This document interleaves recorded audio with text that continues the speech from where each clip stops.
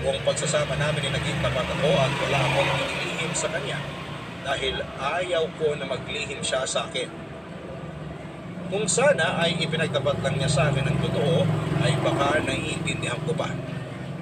Pero napakatagal ng panahon niyang itinago sa akin ang addiction niya sa sugal at ibinaon niya pa sa utang ang pamilya namin. Ang tanging nasabi ko lang sa kanya noon ay ayusin na niya ang buhay niya dahil hindi na kami bumabata pa. Na kung may balak pa siyang mag-asawa ulit ay huwag na niyang ulitin ang pagkakamaling ginawa niya dahil napakahirap ng broken family. At alam na alam ko yon.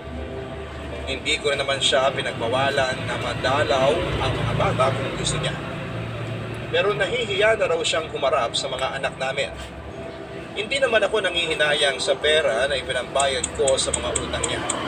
Ang tanging pinangihinayanganan ko lamang ay ang pamilya naming nasira dahil lamang sa pagkalulong niya sa sugal. Hindi naman sa nag-iisip ako ng hindi maganda, pero what if kung sa susunod ay may mapahamak na dahil sa mga utang niya? Pero tapos na yon at tuluyan na nga kaming naghiwalay. Ang tanging priority ko na lamang ng panahon na yon ay ang mga anak ko.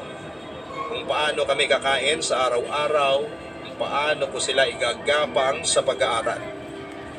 Papadudot ng upahan kami. Ako pala si Gracia.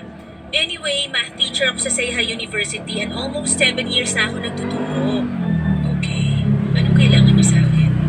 Bale, lagi akong kasama ng asawa ko na pumupunta dun sa club na pinagtatrabahuhan mo. Don't get me wrong ha, lagi kasi silang nagiinuman sa club na yon kasama ng muling ka palang mag-English. Oo. English kasi talaga ang language na ginagamit ko nung mapunta ako dito. Nakasanayan ko ng gamitin. Ano bang meron?